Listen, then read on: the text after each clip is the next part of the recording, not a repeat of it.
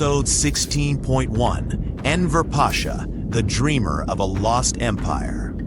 At the end of every empire, men rise, men who believe they can save history. One with the pen, one with faith, and one with the sword. This episode is the story of a man who drew his sword in the name of a dream and lost it in the cold snows of history. Stay until the end, because there you'll catch a glimpse of the next man, the one who wrote history with blood instead of ink. Scene 1. The Birth of a Dream. Istanbul, Ottoman Ministry of War, summer 1914. Enver Pasha, 33 years old, the newly appointed Minister of War of the Ottoman Empire. A young man with radiant eyes and the gaze of someone who seemed more like a prophet than a general.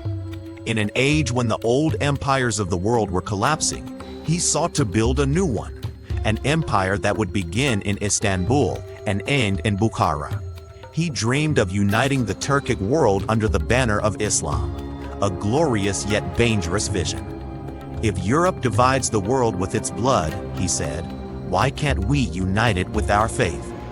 A few months later, he made a decision that would forever change the fate of the Middle East, joining the Great War, October 1914. Scene 2. Fire and Snow. Location, Eastern Front, Sarikamish Mountains, December 1914, January 1915. Trusting in the German army and his belief in destiny, Enver Pasha led the Ottoman Third Army toward the Russian border. But in those snow-covered mountains, his dream froze to death. Temperatures dropped to minus 30 degrees. The uniforms were thin, the food scarce, and the maps wrong. Within weeks, over 70,000 soldiers perished from the cold, without ever seeing the enemy. Here, in Sarikamish, Enver Pasha's ambition cost the life of an entire army. He returned to Istanbul, but he was no longer the triumphant officer he once was. On his shoulders lay the weight of snow and blood. Scene 3. Exile and Fall. Location, Istanbul, Berlin, Tbilisi, 1918-1920. In 1918, the Ottoman Empire fell. Enver, Talat, and Jamal, the three pashas of the Committee of Union and Progress, all fled. Enver escaped to Germany, but even in exile, he still sought the East. In Berlin, among other exiles, a new idea began to form in his mind: to rebuild the caliphate, not in Istanbul, but in the heart of Central Asia. Enver Pasha voiced reconstruction.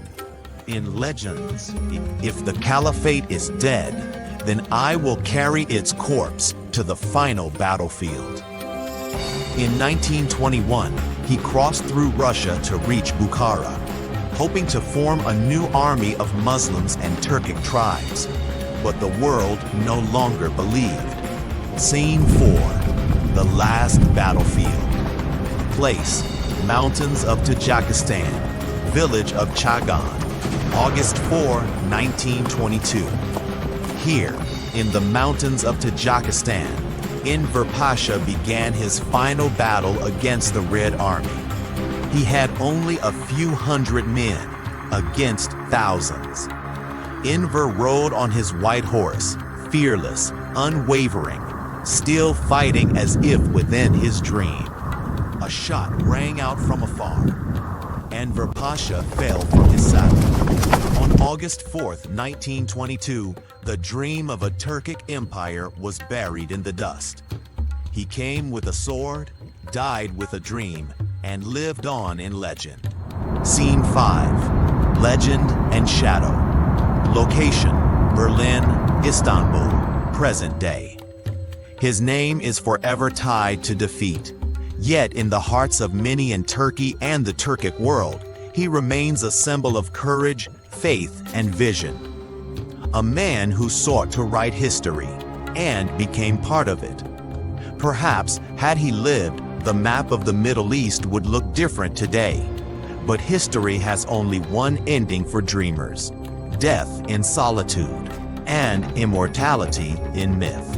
This is only the beginning, the first shadow among the 10 officers of a dying empire. In the next episode, stay with us as we enter the mind of Talat Pasha, the statesman who, with a single signature, sent a nation into exile. Subscribe and hit the bell. Don't miss what comes next. Because in the Officers of Shadow, history isn't just told, it lives.